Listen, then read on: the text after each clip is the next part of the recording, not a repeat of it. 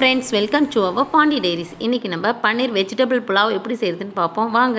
பன்னீர் ஒரு 200 கிராம் எடுத்திருக்கேன். 1/2 teaspoon chilli powder, 1/4 teaspoon உப்பு, இது எல்லாத்தையும் போட்டு மிக்ஸ் பண்ணிவிட்டு ஒரு தவா போட்டு தவாவில் ஒரு 1/2 டீஸ்பூன் கீ போடுங்க. கீ போட்டுட்டு இது மேக்னேட் பண்ணி வச்சுருக்கிறது பன்னீர் தூக்கி அதில் போட்டு ஃப்ரை பண்ணுங்கள். ஃப்ரை பண்ணி எடுத்துருங்க. இப்போ நம்ம புலாவை தாளிக்கிறதுக்கு ஒரு 2 ஸ்பூன் எண்ணெய் போட்டுங்க. கீ ஒரு 1.5 ஸ்பூன் அளவுக்கு போட்டுங்க. வேணுன்னா 2 ஸ்பூன் கூட போட்டுங்க. பெருஞ்சீரகம், பட்டை, லவங்கம், மிளகு ஒரு 1/4 ஸ்பூன், பிரிஞ்சி இலை இதெல்லாம் போட்டு எல்லாத்தையும் ஒரு 2 பீஸ் எடுத்துங்க. எடுத்து போட்டு எல்லாத்தையும் நல்லா பொரிய விட்டதுக்கப்புறம் ஒரு 3 பெரிய வெங்காயம் நான் மெலிசாக நல்லா நீட்டு வாக்கில் கட் பண்ணி வச்சுருக்கேன். அதை போட்டு நல்லா ஃப்ரை பண்ணுங்கள். நல்லா வதங்கினதுக்கப்புறமா கொஞ்சம் கலர் சேஞ்ச் ஆகும் பாருங்கள். அப்போ என்ன பண்ணணும், நம்ம பச்சை மிளகா வச்சுருக்கோம் பாருங்கள். உங்களுக்கு காரத்துக்கு ஏற்ப போட்டுங்க. நான் ஒரு 3-4 மிளகா போடுறேன்.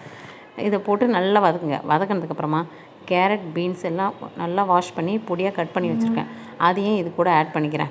பச்சை பட்டாணியும் நைட்டே ஊற வச்சு நான் அவிச்சு வச்சுருக்கேன். அதையும் இது கூட ஆட் பண்ணிடுறேன். ஆட் பண்ணிவிட்டு நல்லா வதக்கணும். உப்பு கொஞ்சம் இந்த காய்க்கு தேவையான அளவுக்கு உப்பு போட்டுக்குங்க.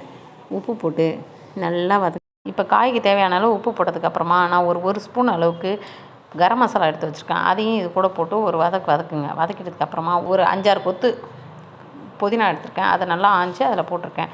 இப்போ நம்ம பன்னீரை தவாவில் போட்டு ஃப்ரை பண்ணி வச்சுருக்கோம் இல்லையா, அதை இதில் போட்டு ஒரு 2 கிளறுங்க. கிளறினதுக்கப்புறமா நான் ஒரு 1/2 hour பாஸ்மதி ரைஸை கழுவி ஊற வச்சுருக்கேன்.